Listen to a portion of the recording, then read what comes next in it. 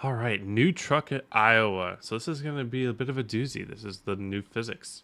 So what I do here, the steering ratio and steering offset is still all comfort based.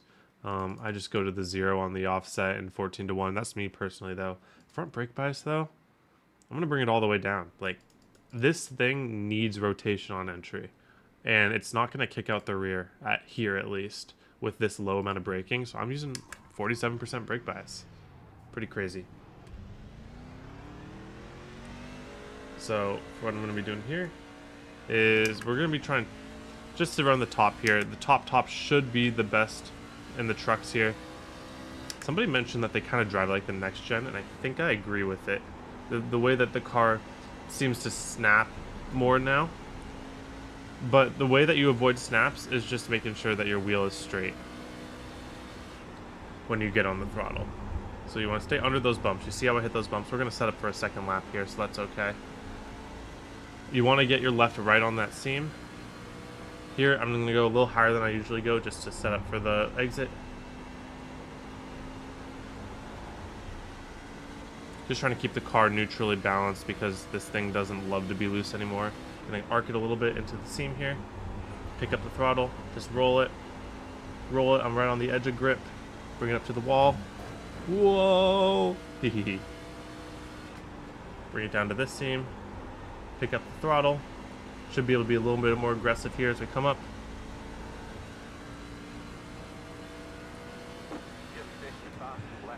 I would have barely counted. I don't know how I avoided that 0x there off of 2, but we'll take it. The more or less was what we were trying to do anyways. Okay, so if we go to here, first thing I want to show you guys, so starting off right by the wall, I'm trying to get a little bit of an arc right when these tire marks start here. This is about where the corner banking begins, and before the corner banking begins, I want to make sure that my left tire is aligned with this seam right here. Bad bumps up here on the top lane, so if you turn down too late, you're not going to get there on time, and your right sides are just going to go through these bumps that just straighten your car out completely. You have to bog everything down, not fun at all. So, left side down right on the seam. Once my car sticks to the seam using that trail brake, you see how I'm on that 10 to 20% trail brake? Use that 10 to 20% trail brake, keep it at the bottom. When we pick up the throttle to about 60 to 70%. Now, old trucks, this is where I could just force the car off the corner and everything would be okay. But here we got to be a little bit more ginger. We're going to hold that 70 for a little bit longer, be a little bit smoother on the up and up. And it still snaps. So what was the reason it snapped here? This is a good learning point.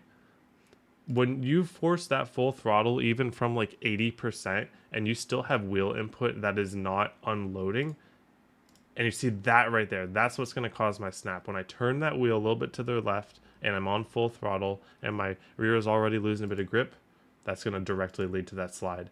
Now, I had to do that because I didn't love my angle at like this moment. Did not love that angle. And because of that, I knew that I was going to get loose, and I thought the overcorrect was honestly a little bit poor. That made it look a lot worse than it actually was. But just use that loose. Yeah, I held that overcorrect for just a little bit too long. You really don't want to correct and like wait for the car to do something. You want to correct for a set amount of time and know that it just will probably do what you want it to do. But other than that, we'll go to turn 3 here. Going a little bit smooth off throttle, turning down the hill, pointing my left side at the seam that I want to end up on. Trail brake again.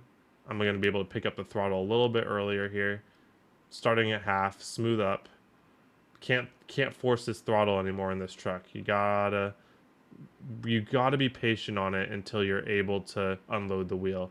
Now in qualifying, we're pushing everything, so that's okay that I'm getting a little loose there because I'm just getting all that I can out of it. But as we see here, if we go into a long run scenario, we want to absolutely avoid any loose.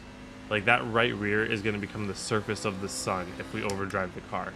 So we can run either line. I think that the bottom line might be better at avoiding overdriving the car, but there's like a baseline amount of discipline that you need.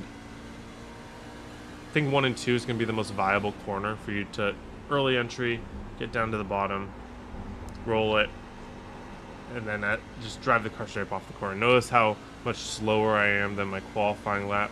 That was just because I'm just trying not to push the car. If you're gonna drive this car tight or loose, I honestly recommend driving this car like tight, because it is so easy for that right rear to become super hot in this car. It's almost like the next gen in a way. I think I already said that. But you see how I'm just giving up pace just because I'm just deciding I don't want to put the car in a scenario where it is sliding the right rear. One or two right rear slides, and the rest of your run is going to be at a huge disadvantage. So I could have forced my throttle a little earlier there, but I was looking at where I was, how much wheel I had, and said, nope, I'm using too much steering wheel for me to be able to full throttle and not have that slide. And that one, though, I was able to identify that I probably could full throttle and do all the corrections I needed to with my steering wheel without the right rear kicking out. So it's all about optimizing what you are able to do without sliding that right rear. The right front tire saving stuff still applies. You don't really want to overdrive the corners. One, because this car doesn't have any grip on entry compared to what it used to. So let me do real quick. If I overdrive a corner here, like, I gotta way overslow the car just to make it off the corner. And then, like, it was all for nothing. So you still want to have those early entries carry the momentum. But at the same time, it goes both ways. You got to make sure that it doesn't get tight in entry, and you got to make sure it doesn't get loose on exit. Tight in, loose off, I always call that the signifier of a skill issue. If somebody's complaining tight in, loose off, just change your driving style. That'll fix it usually. But alright, so these tires are getting eaten.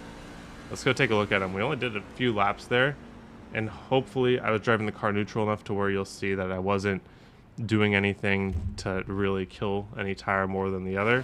But I think the right rear still might be a little bit more. Yeah, 99, 98. So even driving the car neutrally, look how hot the right rear gets. This right front is usually way hotter than the right rear, and we have more wear. And you saw that? I had no sliding moments. So can you imagine how that right rear is if you slide?